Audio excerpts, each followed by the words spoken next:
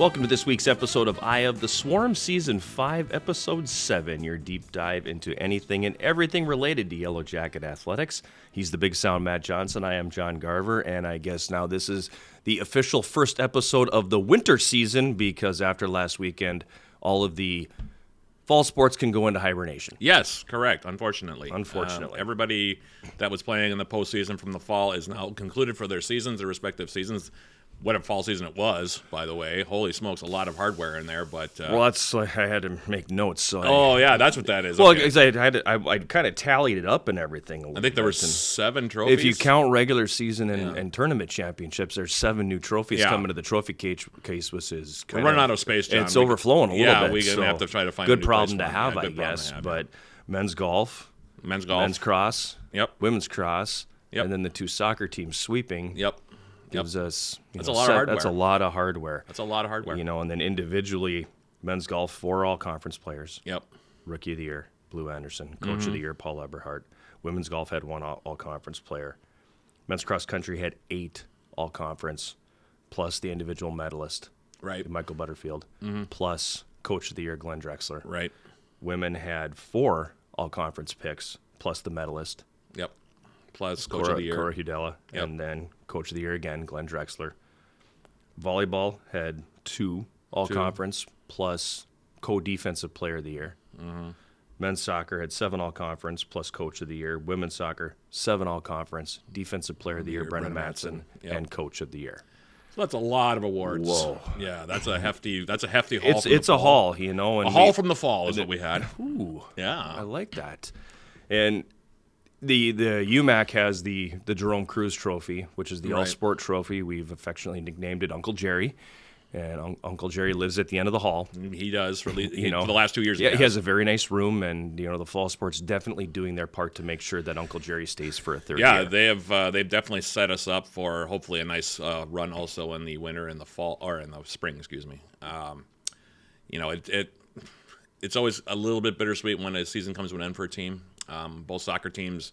The women gave a good accounting on themselves against lacrosse. The men had things get away from them a little bit early on against St. Olaf and never really got back into it. I watched that whole match. They're good. Yeah, St. Olaf is very, very good. They were very good. Yeah, they've got, they're MIAC champs for a reason. They swept as well, by the way, in the MIAC. They won the regular season and the conference tournament title. Yep. And they were the top seed in the pod for a reason. And they defeated Carleton the next day. Yep. In a game that was 1-0, but they really... What was that like in Northfield, do you think? When not quite as high profile as if it were football, right. But what was that like in Northfield? Because their campuses...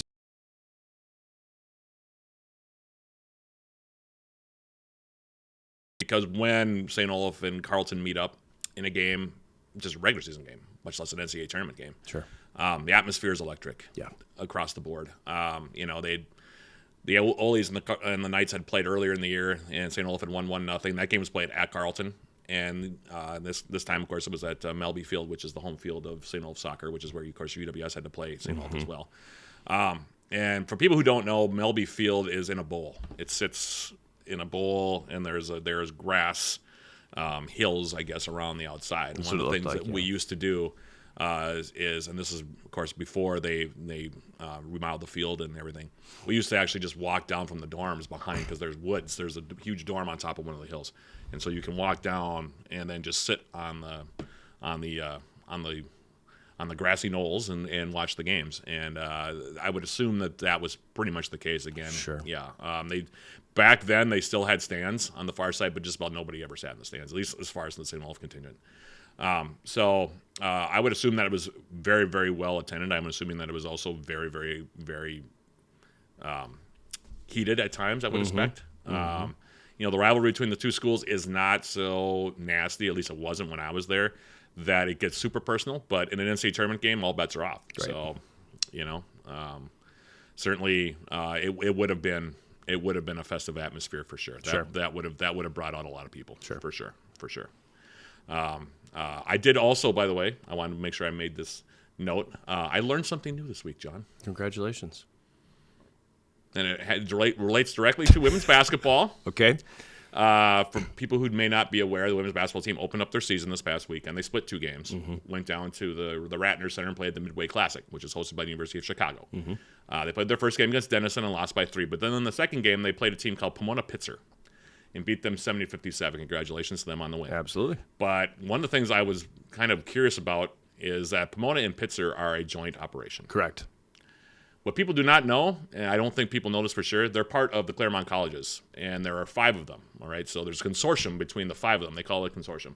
There are 5. I found this out during the game. I was doing some research. There are 5 undergraduate programs and 2 postgraduate schools that are part of this consortium. But the 5 colleges are what we want to focus on because this is the interesting part. They have 2 different functioning, fully funded D3 athletic programs on those 5 campuses that are all running together.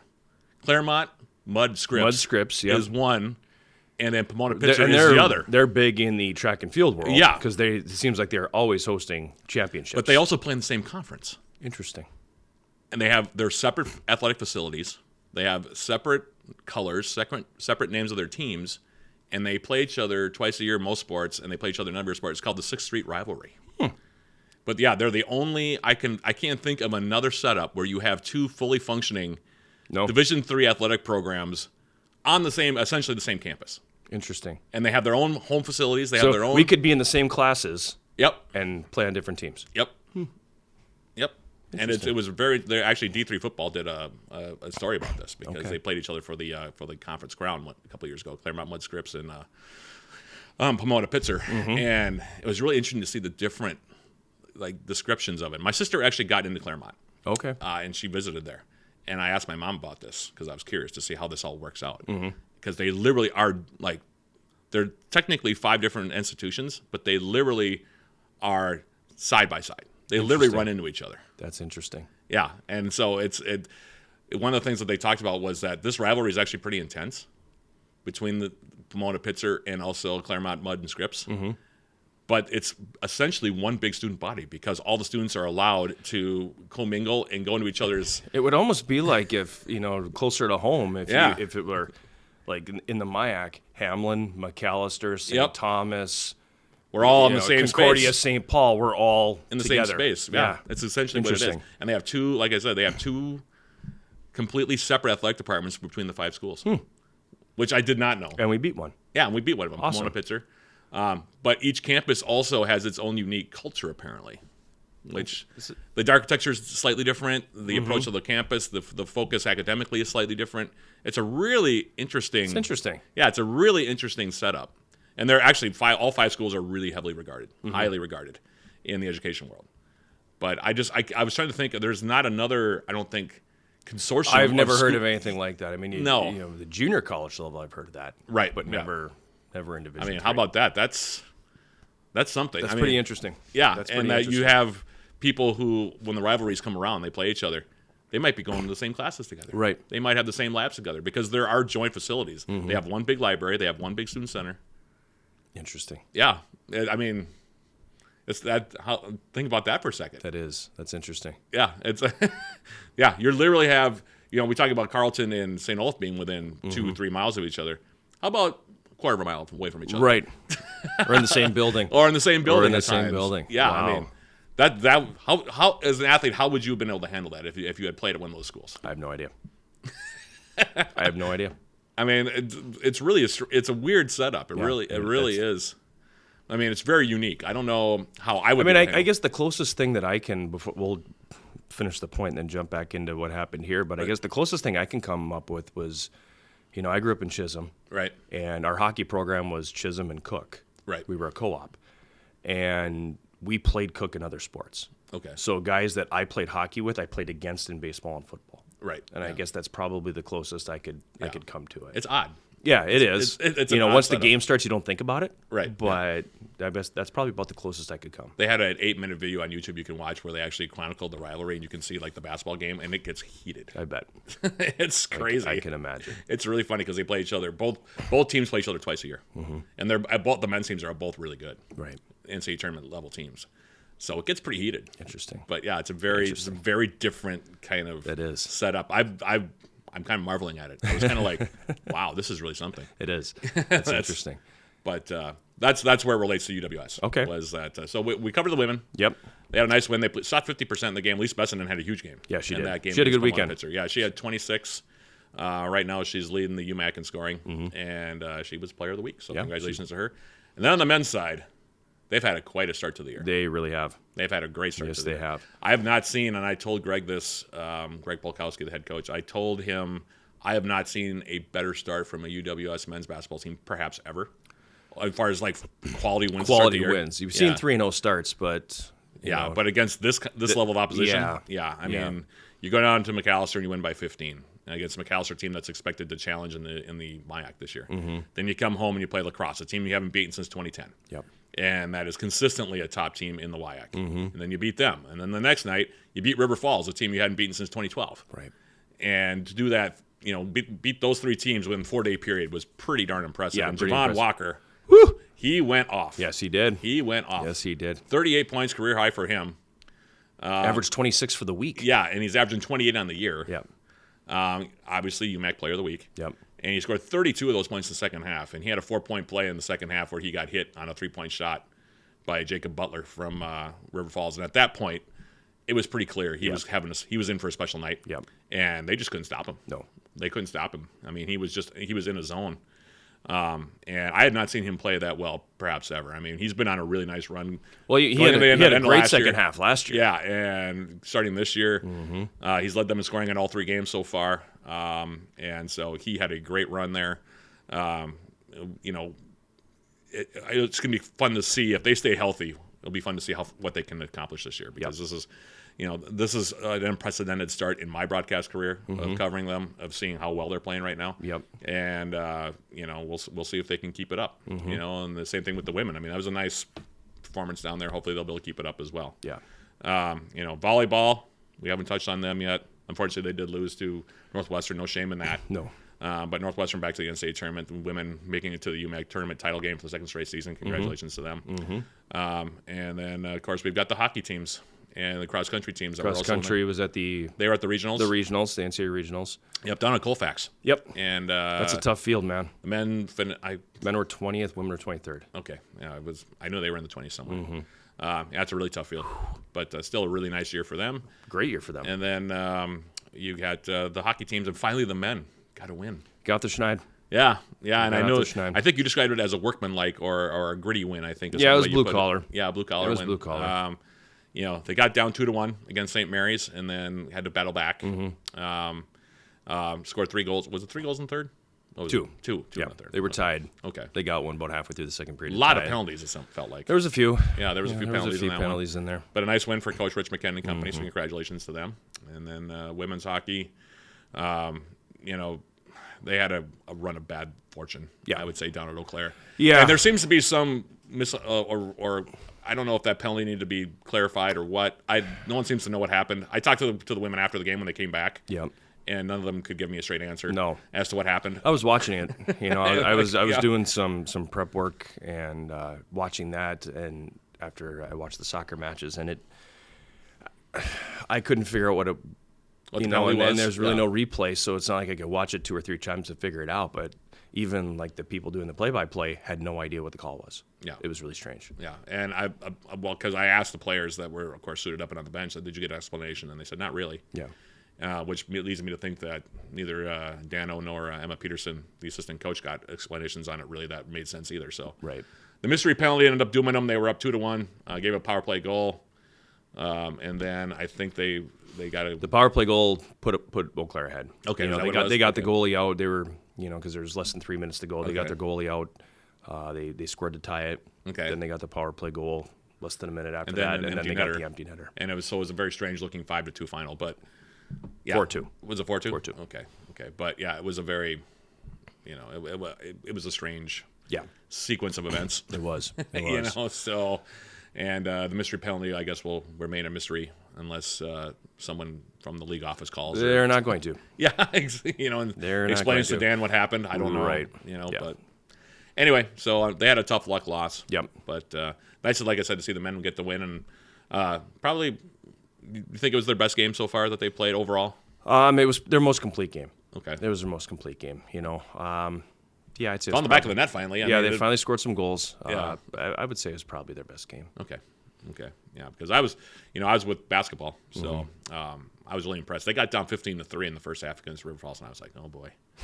Well, because one of the things This is gonna be fun one to call. Well, this was one of the things that I talked about with Coach Greg Polkowski too before the game. He's like, this is our third game in 4 days. We're pretty leggy. Yeah. And I said, okay, well, let's see. Yeah, they were a step slow to start for sure. And River Falls, having lost the previous night to Concordia, was pretty motivated. Yeah. And they came in and they hit the Yellowjackets with a couple of haymakers. But then, like, once the switch flipped, it really flipped. Yeah. And then it became a real dogfight for about 30 minutes of the game. And behind Javon Walker, of course, his big game, they began to pull away in the second half as time went on. And, really impressive win, because that's a big, strong, physical team in River Falls, and they lean on you. Yeah. And they were leaning on the Jackets pretty hard, but the guys came through, made plays when they needed to, got some big moments from other guys as well, and Joseph Fahrenholz carried them at the start when the guys were trying to find themselves. He's like the only guy who could score in the first quarter. Yeah, exactly. And then after that, Javon took over. So. Just really impressive and really happy with where the men are at right now, and hopefully they can keep it rolling. Going back to women's hockey, Rose Beeman was WIAC Player of the Week. She was, so she let's not was. forget that too, because she had I felt bad for her. She had a lot of pucks coming at her. I talked to her especially in that specifically. third period. Her and Molly Black, I got the chance to actually talk with both of them. Yeah. And she said, I don't know what happened. Yeah. They both said the same thing. We don't know what happened. They don't know what happened, but she was WIAC Player of the Week, so congratulations to Rose Beeman as well. That's in regards to the penalty. Yep. So, anyway. But that was not a bad rundown for a very, very busy week. Yeah, 9 total games, 7 different teams. So, just in case you were keeping track back home, this is what the week that was. There's a lot of recaps to write, but at any rate, we're going to take a timeout, and we'll come back with a roundtable segment of this week's show where we will talk basketball. Greg Polkowski will be our guest, and we'll dive a little bit deeper into what happened last week and talk a little bit more about the start for his team. Sounds like a plan to me. All right, we'll take a timeout. We'll be right back. You're watching Eye of the Swarm.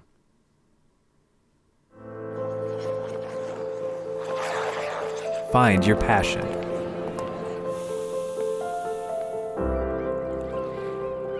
Find your people.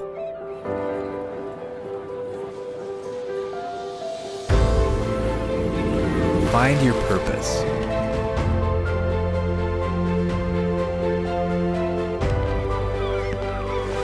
Find your superior. We're back for the roundtable segment of this week's Eye of the Swarm, and it's time for us to talk a little bit of basketball with head coach Greg Polkowski and the man of the hour, UMAC Player of the Week, and the guy who couldn't miss on Saturday, at least according to you, couldn't miss Javon Walker. So thanks, guys, for being with us here. But you were there, so I was. I'll hand it off to you. You're the basketball guy, so let's let her rip. Well, let me just say, first of all, we've got a family of rubber duckies here. You want to explain it? So this is going to be Javon's chance to introduce himself as the rubber ducky. Yeah, so I think it happened at the soccer game. Probably one of my first soccer games I've ever worked. Garver told us that everybody gets a nickname. A little closer. There you go. Everybody gets a nickname. I was doing field subs that day, I think, and I don't remember. Maybe it was Jeff. Jeff said something about saying Roger or Rubber Duck over the walkie-talkie. And then Garver and I just locked eyes. We were like, there it is. There it is. There it is, rubber ducky. Every student who works for me, I like to give nicknames to. Yes. And it's something that kind of happens organically. Yeah. And that was the one. And it stuck, so. Well, I remember, okay, so this goes back now to last year when I'm doing games in the press box. And I'm sitting there, and all of a sudden, out of the blue, I hear this behind me, and I'm like. And then later on, I hear it again. It's him. And he's, apparently, this is his way of saying 10-4 to Javon. 10-4 over and out or whatever it or was. where subs being reported. Right. And Javon's like, oh, by the way, 14 for 10 or whatever. And he gave it a quick little. Yeah, and then it was like, Could never do it as good afterward, as. and I was like, it took me a little while to figure it out. Like this was like some kind of Morse code conversation that was happening, but I finally did figure it out. It was a little disconcerting at first. I was like, why is there a duck behind me? But like, yeah. So which led to this. and this became a thing last year. We made a deal Yes. where if he hit a 3 and I was working the basketball table, he was going to quack as he came by the table. And he did. Yeah. And then the family of rubber ducks showed up at the scorer's table. Yes, and the family of rubber ducks Although I think the Rubber Duckies have been a little bit absent so far this year, have they not? Yeah, we didn't have them down there Yeah. this weekend. Okay. We'll make sure that staff setting up the table have them down there going forward. I'll add I a- got a rubber duck tie Yeah. to go along with them, and Oh, everything was nice. great. It was great. I feel like I should tell Coach Polk to just make sure that's part of his pregame, is to make sure the Rubber Make sure the Duckies ducks are, down there. Yeah, make sure, Saturday, we can have it set up Saturday. okay, yeah, It'll be the there. Rubber Duckies will be down on Look the, out, Rip, and the duck is going to be Yeah, there. the duck is going to be there. But he usually comes over. I think last year you came over and like petted the duck or touched the duck or. Yeah, I don't remember what game it was. I just remember we were warming up. Got replaced it. He looked. He was like, The duck is I'll be here. over there. Yeah. Yeah. So for those of you, if you ever watch now on iFan or anything like that, and you see Rubber the Ducks at family the of Rubber table. Ducks, it'll be this family, and they will be at the Or scores if table. he hits one and comes by the table and gives us one of these, that's the duck. That's the duck sign. So yeah, he's giving the. Would have been a lot of ducks flying around the Mertz on Saturday. Yeah, there were ducks flying around all over the place, especially on that 4-point play, which was that was when I knew. I was like, okay, this guy, he's in his zone now. Like that's when you know. And as a basketball player, former basketball player myself, and Coach Polk as well. When you got a guy You played? If they want to call it that. Yeah, if they want to Okay. call it that. played yeah. here. He ran up and down. He ran up and down the court a few times. I don't know, but when he hit that shot, that's when I was like, okay, he's definitely in his zone. Mm-hmm. And it was really interesting because actually, Coach, you and I had talked about this. It's like one of the things we talked about in the pregame interview was we're not really sure how we're going to come out because the guys are feeling pretty leggy. I mean, this is 3 games in 4 days, and I'm just hoping that their legs will hold up. Well, in the first about 10 minutes, it was a wipeout, and I was like, oh boy. What did you say, 15-3? 15-3, and then that's when I thought, okay. But then Coach Polk called a very strategic timeout where he didn't really dial up anything. He just basically said, hey, we're playing basketball now. And I bet he said exactly that, too. Something to that effect. yeah, so I mean, there really wasn't any instruction given other than we have to play basketball now. Game started. We're 5 minutes in. You guys aren't playing basketball yet. And so after that, then basketball started, and then the game really became interesting after that. And that's a credit to the guys also kind of picking it up. But and that's not going to have Javon 32 points. I don't know if you're one of those guys that keeps track of what you're doing in your head as far as scoring goes, but that was crazy. I mean, have you ever had a half a basketball like that in your career? I haven't. It actually just happened. It was. I surprised myself, honestly. It was just kind of one of those moments where you're just in the zone. Obviously, it was a big contribution to the team in that moment. Just us fighting. I think the turning point of that game was halftime. Coach told us, yeah, we played 3 games in 4 days, but we're not going to use that as an excuse. And I think that's when you kind of saw the team dynamic shift, and we really started taking off from there. But that's just a credit to the teams, credit to all the coaches, just continuing to fight that last 20 minutes of the game. So It wasn't even just scoring, though. No, it was- You it was had everything. rebounds, you had Yeah. steals, you had a block. I mean, it was. Yeah, he was doing everything. Yeah. He was doing it. And to be honest with you, though, one of the things that really stood out to me, and I'm sure Coach Polk will echo this at a certain point, the other guys were more than willing to do what they needed to do. They knew Javon was on fire offensively and that he was going to be able to kind of carry the mail a little bit. But they did a really good job defensively, also clearing rebounds when they needed to, executing when they needed to. TJ Moberg hit a big shot in the second half, and he only shot maybe 4 or 5 shots for the whole game. He made a big 3 in the second half when they were double teaming Javon. And so, a lot of the guys came up with big plays. Joy Barker came up with a couple of big rebounds. He didn't have a great offensive game. Joseph Fahrenholtz carried the offense for the first about 10 minutes. I mean, he was the only guy that could score in the opening portions of the game. So there was a lot of different elements to it. I mean, you can go and you can say things like, Javon was the man of the day, and he was. But even in a game like that, the guys stepped up until Javon got rolling. And then, after that, everything kind of settled in a little bit. So. Yeah, it was a fun game to do. It really was. It was, I think, with the 3 wins that you guys have, I mean, I can't remember the last time a UWS men's team started out 3-0 and had 3 better quality wins than the 3 that you have gotten so far. So, I mean, there weren't too many people who were expecting River Falls and La Crosse to go home with 2 losses, Right. from the Merrill Thompson this year. I'll just say that. And so that must be a nice feeling as well to know that you guys have got big time quality wins now already on your slate, and you're only 3 games in. Yeah. No, I think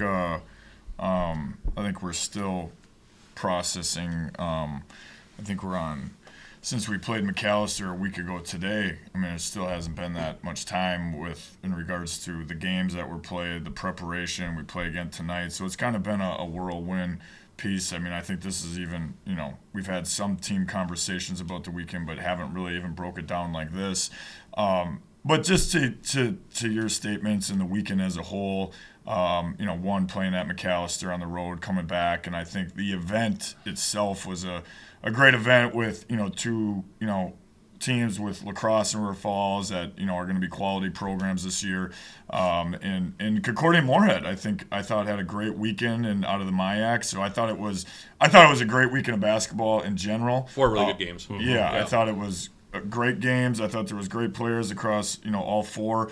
And then obviously, speaking to what we are with Javon, had a great game, but had a great game Friday, had a great game Wednesday. I think what's to speak to that, not only the team, I'd even connect it to the team performance. That with Javon, I think you made a comment maybe before we got on air about, call him, get the ball to Javon type of play call or whatnot. I think what was most, I don't know if refreshing is the right word, but I don't know, awesome about it was, I don't know if we had more than 1 or 2 play calls that whole game for Javon. So to see that happen naturally is what we want to see. And I think it's a testament to him, to Javon, 1, his abilities, 2, playing within the team, and to what you were mentioning some other guys of just letting it happen how it happens and let the game present itself, and that not the recipient, the person that had that stat line being Javon, but I mean I think we were all the recipient, everyone here included, and all the guys. So I thought it unfolded nicely. And to Javon's statement, it was a lot of basketball. I mean, I don't know what it was 120 minutes of basketball is a lot. So I just real proud of the guys of fighting through that, and I think Javon made a comment about fighting through it, and that's kind of simple and to the point, but that's completely what it was, and especially going down early, being down at half, I just thought our guys did a great job of fighting through the whole game, the whole weekend. So yeah, and one of the things that I was happy to see is the contributions that Reed Johnson and Joey Barker made, even though they did not score a lot. Those are 2 guys that generally are in double figures scoring wise, and I think Joey hit 1 3, Reed maybe hit 1. He had like 5 points in the game. I think his points came on a 3 and then a breakaway dunk in the first half. Those are the only points that Reed Johnson had. But those guys really dug in defensively, and those guys got physical when they needed to, because especially against River Falls, that's a big physical team. Those guys are big and they're well built. And when it came down to it, you guys were able to make the plays down, especially down low. I thought inside you guys competed well and were able to clear some big defensive rebounds in that game as well. No, definitely. I thought, in that game specifically, just the way River Falls plays and the physicality they play with, I think rebounding has been something we've tried to put an emphasis on, and it needs to be by committee. And while I don't know if we were stellar over the weekend, but I thought we competed in that area and stuck our nose in there. And, I know we were listing guys off. I thought Joseph Fahrenholz had some timely second half rebounds. A lot of guys. I mean, it was a collective effort across the board. Yeah. I mean, even Andrew Beers coming in for 1 or 2 minutes here or there. I think, and the list goes on. I'm not going to be able to name every guy, but it was a complete team effort. Obviously, you need the ball to go through the basket, and Javon had that going Saturday, and that was. Again, I'm not trying to coach speak it too much. I think, there's an ability piece there, but I think that was driven by, we're fighting. We got to get this done. Yeah. And I think a lot of that was off offensive flow, but there was a number of those, conversions, if you will, on the defensive end that turned into offense and were some huge plays. So, I don't know, Javon can speak to that too. He lived it. He was the one on the court, yeah. I mean, like you said earlier, just guys stepping up when they needed to step up. I think that's the biggest thing with this team. It doesn't matter who's doing what for the team in terms of scoring, rebounding, passing the ball. The biggest thing that matters to us at the end of the day is, coming out of there with a win. That was our mindset, going into that second half, and that's all we really cared about. It didn't matter who was going to put it in the basket. We just wanted to win. We wanted to come out of there 3-0. And, we did that, so we achieved the goal. Now it's on to the next one for us. So it also seems like so far this year, based on what I've seen, that there's a real comfort level with the guys. on the court. The chemistry seems to be really good. I mean, this is one of those things, and Greg, you and I talked about this, especially in the lacrosse game. It really, really mirrored the game against Platteville last year, where you guys led for most of the game, slipped away at the end because they made a few plays, and there were a few times where you guys got a little bit disjointed on offense. But against lacrosse, that didn't happen. And that was one of those things where, again, this kind of that maturity and that comfort level of what's going on the court. It really did kind of show, I think, having all those guys back from that team last year, that there's a certain level of comfort and there's a certain level of confidence now that you guys can get it done against good teams, even when you're ahead, and they're pushing hard like lacrosse was in that game on Friday, where, it's okay, they're pushing hard, but we got this, whereas that might not have been there last year. Yeah, we just enjoy trusting each other. We try to trust each other as much as possible. Obviously, things don't go your way. The ball doesn't always bounce your way, but we just try to stay calm and continue to just believe in one another so that we can just continue fighting. Obviously, last year, making it to the conference championship, I think that was a big thing for us.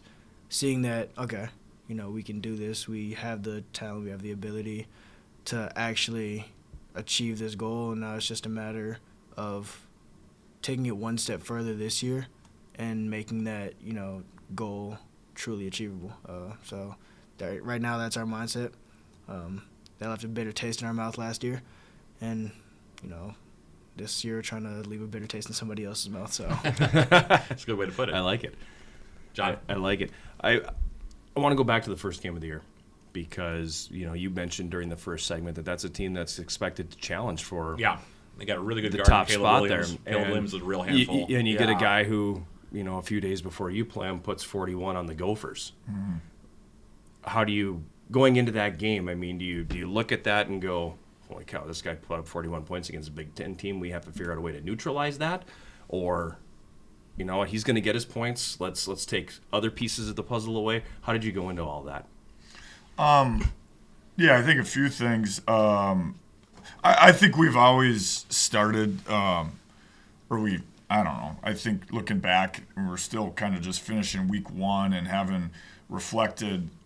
I don't know when this is going to air, but I'll just, we play St. Scholastica tonight. We played them game one last year. So kind of had a chance to go back and look at that. And you could see a readiness to us, by no means not necessarily always clean or, the final product. So McAllister was game one, and I thought the guys have done a real good job with that readiness and being sharp, and I thought we saw that down at McAllister.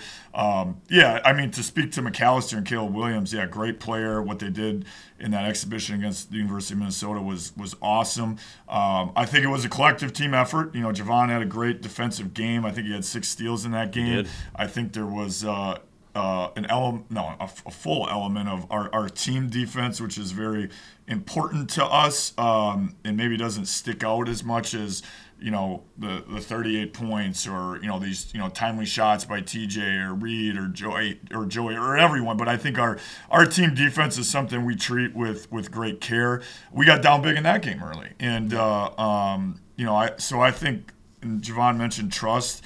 I think you see that on the offensive end, but what we spend a lot of our time on is the defensive end, and there's a trust element to that. And I thought that was on. You asked about I guess how we went about our business. The defensive end was important to us. That turned into a lot of offense for us. It was a great atmosphere down there. It was a great opening night. Our guys were ready. I thought we guarded for the majority of 40, and it was, I don't know. We played together. But Caleb Williams is a huge focal point going into that game. McAllister, just how they've grown as a program has been, they weren't sneaking up, and we knew how good they were, and I thought our guys just really answered the call. So I don't know if, Javon, you want to add anything to that? Yeah, I think going into that game, it was first game of the year. Obviously, we all saw a lot of us watched the game, actually. But like I said, it was the first game of the year. We were excited, just as they probably were excited just playing the Gophers. But honestly, to us, it never really matters who we're going up against because it is a team sport. Obviously, one guy can take over a game, but I think our defensive ability just goes to show that, we're not going to back down from anybody. We're going to put up a fight no matter what. I think all 3 games this year we started off slow. But if you were watching the game, you kind of saw that fight and that, ability to just claw back into the game and kind of put that pressure on the other team and let them know, okay, we're here now. We've woken up and we're ready to play. So obviously McAllister, that was a really good team. It was a good win for us, but it doesn't matter who we go against. We're just gonna fight no matter what. I know that back when you played, the University of Wisconsin would play the WIAC schools.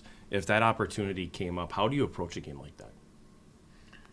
Yeah, and they still are. Okay. With us having the conference change, we're not in that rotation. But just to, speak to, where that, opportunity's at or whatnot. I think right, like Javon said, I think it's. I do think I'm going a little off the grid here, but early on in this college basketball season, just as a whole, whether it be Division III, Division II, Division I, you've seen a lot of Division III and Division IIs play Division I's really tough this year, and I think at the end of the day, basketball is basketball, and guys are going to go compete, and I think there's only one way to approach it, and it's to go be us and go be you. I think that's been a really priority for us of emphasis within our team conversations is continuing to be us, and whether us is on the defensive end, the rhythm that we try to create on the offensive end. And I think at the end of the day, you have to attack.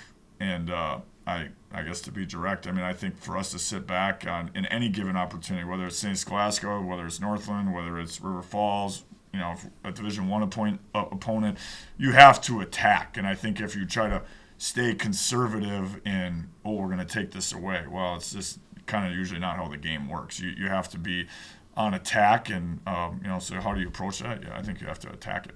So basketball is definitely a sport where you have to attack at all times. If you're not attacking in basketball, you're already a step behind, just by the nature of the sport.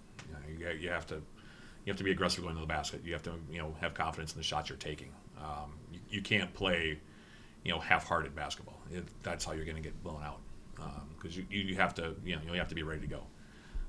And I think that's kind of a commonality, of course, most sports, but in a sport like basketball, where there are so many different possessions, you really do have to have your mind in it at just about all times.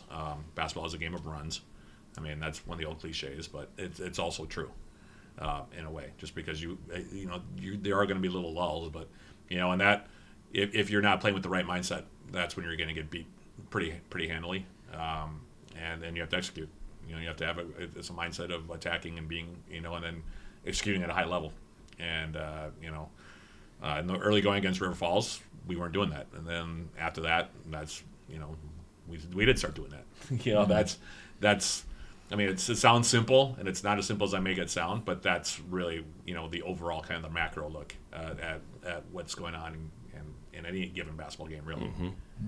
It is a mindset. You have to, and you guys have a very involved bench, which helps. I happen to think that in a sport like basketball, in close quarters like that, if you have a very vocal and involved bench, it helps you a lot. It helps raise the guys' level on the court. It gets the fans excited. It does really give you an extra leg up. And then coming from the basketball world and coming from the soccer world, it's the same thing. If you look at our women's and men's soccer coaches or benches as well, they're really involved. Like, they're very loud, they're very inspirational, and the players notice that. Maybe they don't notice it consciously at times, but it's there, and they know it's there. They know that support is there. That makes a huge difference. And a game like that against River Falls, I felt like that was huge for you guys, especially when they got up on you by 12 in the first 6-7 minutes of the game. I was like, okay, well, we'll see, and then it sort of becomes a domino effect at a certain point. At least it did for you guys on that game. So that's sort of a long kind of a soapbox rant there, or speech I just gave about being aggressive. Like Javon was saying, you got to be aggressive, and Greg saying that we have to attack it aggressively, regardless of who you're playing. That's just, you have to do that, otherwise you're not going to win. It's as simple as that. Yeah, no, I think just to add on to it, I think just your statements there. I think our we talk about team and maybe guys that haven't seen the floor as much. You mentioned the bench or the guys that aren't on the floor at the time. I think it's a huge piece, and it's all about environment. It's all about any sport. You mentioned close quarter sport. Like basketball very much is. There's a great deal of emotion, and I think while we understand and recognize, and I'm obviously I don't know if I should be the spokesman for this, but to carry a poise and a calmness to you at times is very powerful, but it's an emotional game, and I think to have that in the raw, if you will, is a weapon too. Obviously, you got to handle that the right way and go about it the right way. But I think whether it's myself, whether it's players on the floor, whether it's people not in the game, whether it's the fans, I mean that's a tool within itself too. So it's all connected. So. One thing I wanted to ask Javon quickly, going another direction here, was, okay, so I talked about how I knew you were in the zone when you hit that 4-point play. Is there a time when you knew, okay, I got it rolling now? Was there a time in that second half against River Falls where you thought, okay, now I'm ready. Now I'm ready to go off on these guys? I mean, did you have a moment of where that crossed your mind? I think the 4-point play actually. Okay. And speaking to the energy that you were talking about, the bench mob, or we call them the bench mob, Right. But that's the energy that they bring. It's ridiculous, honestly. I think the entire court felt that. I think the entire Mertz felt that. That's when you can see the tides changing in that game. Specifically, like you said, in that 4-point play. I mean, all I heard in that moment was the bench, and it was kind of like, okay, now we're all collectively we're in a zone, we're ready to go. The guys on the court, the guys off the court, we're all, we're ready to really attack this thing and just take this game over and, come away with the win. So, I mean, I think that was probably my moment, just as, you said it. It was the moment that you realized it as well. So. Yeah. Well, and, I think it even occurred to the River Falls guys, if you look at that play. Just Jacob Butler was the guy that fouled you on that one. And he turned immediately and looked at his bench and did I don't know what to do. And when you do, he turned and looked at Jeff Burkhoff, River Falls' longtime head coach, and he turned and did and then he put his arm. Like, that's one of those where he realizes that, he's in his zone now. He's going to be tough to stop the rest of the night. And you could kind of see in the River Falls players, kind of just by the way that they responded to it, that it also gets into their head too. So there is that psychological side of it. And, that was the moment you could see kind of the tide really turned, I think, because they knew they were in it. They were in for it at that point, I think. It was, and as a player, you know that. When you hit a guy and he makes a three, and the only thing you can think is, I got nothing else. Yeah, I got nothing else. I got nothing else on that play. Because and he's a tall kid. I mean, Jacob Butler is 6'5", and he came out and just a half second lead hit Javon, and Javon switched that three. And I thought, boy, he didn't even touch his rim on that thing. I mean, that was as pure as it gets, and now he's gonna have a 4-point play. That was a big moment in that game, and that was a big moment in terms of turning the tide completely in that game. And I think I could tell, kind of from your reaction too, that you realized it too. I think it's a certain level watching you down below. No, after you hit that shot and. Yeah, no, it was, we could go right through a number of other great plays, and that obviously is one of them, and a momentum-changing play, is Javon said, and I think, I know I'm kind of in coach mode here, and I can, maybe feel from Javon, too, just how important everyone is, and I think, Javon makes that play. It's a great play. Every guy on that bench, going – the manner we practice in, we don't practice Javon making 4-point plays and design practice to have nobody does that. Javon have no team works on a 4-point play. Yeah, a big game like that. I mean, everybody's going through every rep, and everybody's going through the same preparation, whether you're going to be a guy that we know or plan on playing a lot of minutes, or maybe you're not in that position yet. Everybody's going through the same preparation. So I think everybody feels it in the same manner, because they've gone through a lot of that same preparation, and the ball happens to be coming out of his hands, and that's all credit to Javon and other guys making plays. But everybody feels that, because they've all gone through that preparation, and that's I think to do this and sustain, it's a day-by-day thing. But if there's an opportunity to sustain this level of play, it's got to stay connected. And I think we saw the connectiveness of it too. So. Well, that was going to be my next question also is, okay, so you guys have had a great start to the year. We're 3 games in, but there's a 25-game regular season. Mm-hmm. And then possibly, hopefully, some postseason in there as well. How do you maintain what you guys have started now? I mean, because you guys have started out on a real high here. And it can be tough to kind of hold that level of performance for a full season. I mean, what's the mindset got to be now for the rest of the year to maintain where you guys are at right now? Honestly, just staying consistent. I think Coach and I talked about it yesterday. Everything's great when you're winning. Obviously we faced a little adversity in the games, but, if we were to get to that point or when we were to get to that point, we lose the game, that's going to really tell us, are we truly together or are we just kind of riding this high horse right now?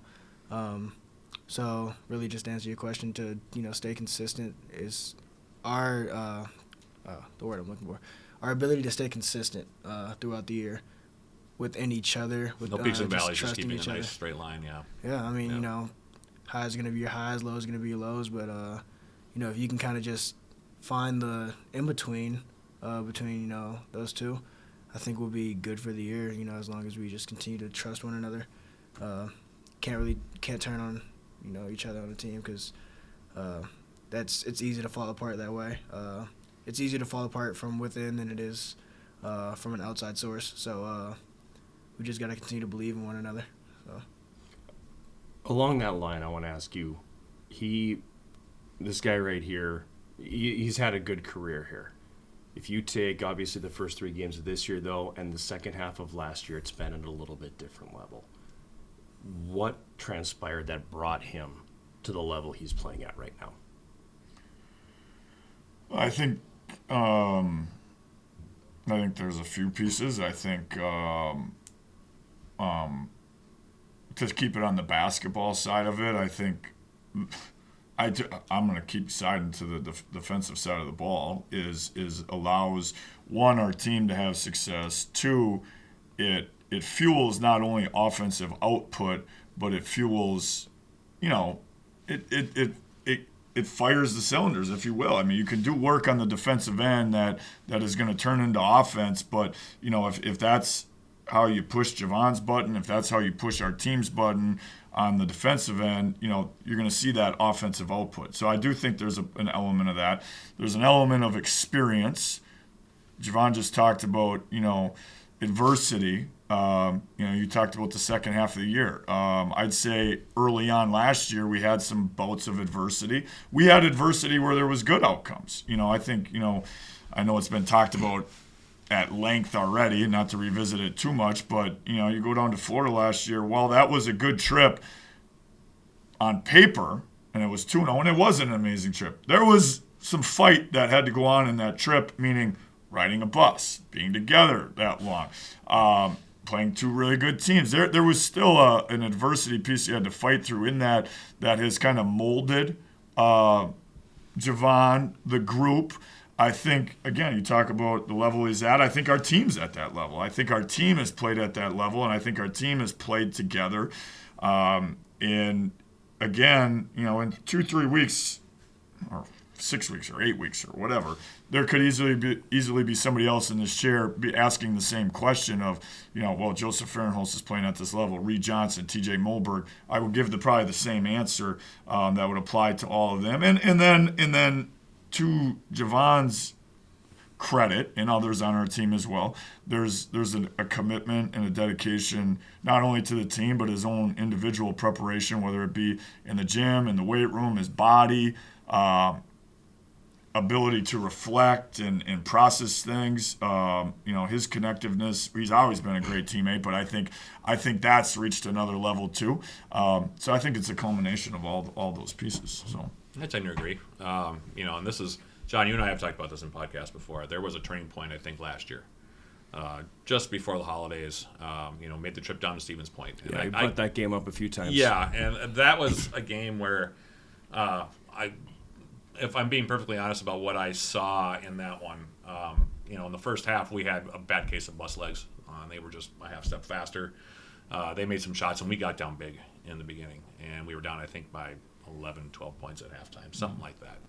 It was double figures. And I thought, okay, well, let's see what we got in the second half. And then the way that you guys played that second half, you could just see like that confidence turn. And it was truly a case where, there's an old saying, or I don't forget what coach it was that said, we didn't lose, we ran out of time. And that was what happened against them, because they were scrambling at the end. We ended up, I think, losing by 3. Mm-hmm. And we completely dominated that second half against them on their home court. And you could kind of see that turn at that time. And then going down to Florida and getting that win against John Carroll. And then from there, it just sort of, it seemed like the team hit another gear. Mm-hmm. And it seems like the team has stayed at that gear now. Right. Carrying over from the end of last year into this year. So those are those changes, and those are those moments, again, fighting through that adversity, like Coach Greg was talking about here, where the guys really, even though they lost that game technically, to Steven's point, you could really see that there was a change happening, I think, in mindset and approach and aggressiveness and confidence on the court. And it's been there pretty much ever since, based on what I've seen. So, you agree with that? Yeah, and I think just to bring it full circle and just be real about it, I think Javon mentioned early on about, or somebody brought up, how we ended the year last year, and ended in a loss, and we're in this year. I mean, we're 3 games in, we're 20-some practices in, so we're clearly here. But if we didn't recognize the fact that there was some, whether you want to call it adversity, whether you want to call it reflection, whether you want to call it just staring yourself in the mirror after the season ended, to really going into this year, I've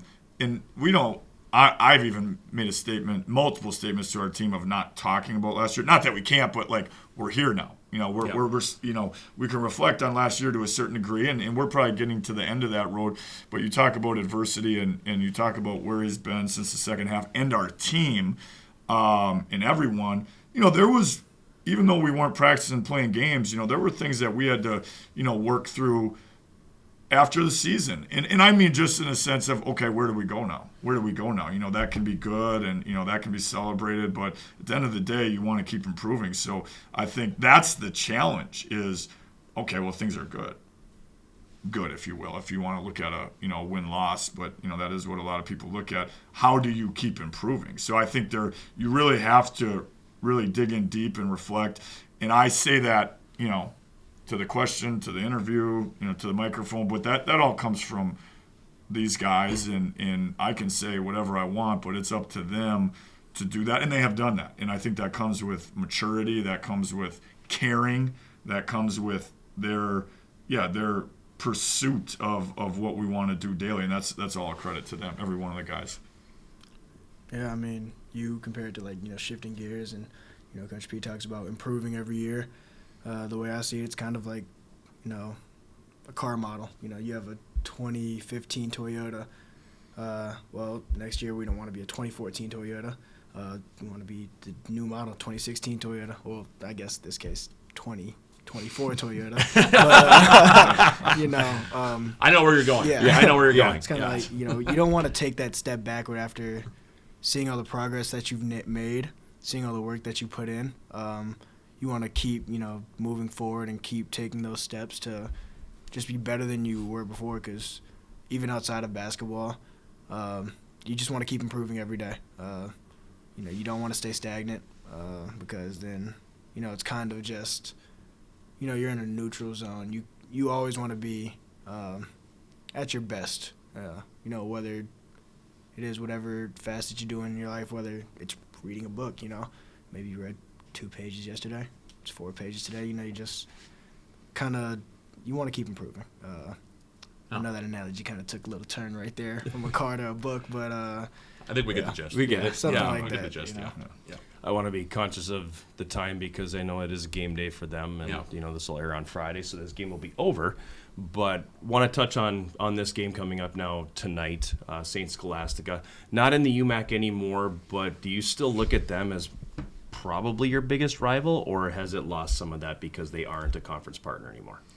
I think it's definitely still a rival. I think, just out of amount of touches, if you will, you look at a team like Bethany Lutheran, we played them 3 times. We played Northwestern 3 times last year. So I think naturally that can become a bit more of a rivalry just because we're playing them more. But I think the St. Scholastica game, for anybody that is here now, anybody that's been here before, anybody that'll be here in the future, that's always a big game. There's definitely a rivalry feel to it. I just recently watched, as I mentioned earlier, we opened up with them last year, and I just recently watched that game, and we came away with that win, and there was a ton of great plays and highlight level plays, if you will, in that game. But that was the dogfight game. That really was. I mean, Reed Johnson really got hot that game. Joey Barker, I think, probably set his all-time dunk count at a high. I think he had 3 in that game. So you remember that feeling, but Scholastica was right there, and it was a tough game. They just played Northwestern tough on the road, so it's going to be a challenging game. And I think, whether it be talking or thinking about or emotionally processing the weekend that just was, this game ahead is we're going to have our hands full for sure, and that's a credit obviously to Scholastica, and that's a rivalry game, and and they're early on in their season too, and they're fighting and scrapping, and so yeah, we'll have our hands full tonight for sure. We call it a border battle for a reason. So Right. they're our crosstown rivals, so to speak. Yep. So we always want an upper edge on the other side of the bridge. So Oh yeah, absolutely. Well, and John, you were part of that rivalry, so and from the hockey standpoint, right? And so yeah, it is special. It doesn't matter where the two teams are at, Right. There's an old saying about also, since we're going with analogies and old sayings here in this one, that even though the record's out when a rivalry game happens, that's pretty much the case. Yeah. They're 1-1, you guys are 3-0, but that doesn't really matter. Right. It's what's in front of you right now, and how you're going to play this game tonight. So, I'm looking forward to seeing it. Should be a fun one, for sure. Oh, definitely. Yeah. It's a good spot to end it on. Any final thoughts, Matt? No, I'm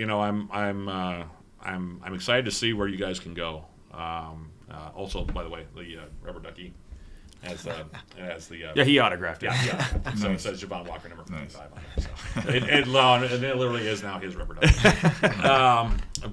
No, I'm looking forward to seeing how far you guys can take it. I saw the non-conference schedule and I thought, Greg's loaded up a bit. This is a challenging slate. But so far, you guys have really answered the bell, and hopefully, I'm hoping to see more. That's where I'll end it. All right. Yeah, there you go. That'll do it for this week's podcast, and I want to thank Coach Polkowski, Javon Walker, the Rubber Duck family for joining us. He's the Big Sound Matt Johnson. I am John Garver, and thank you for watching Eye of the Swarm.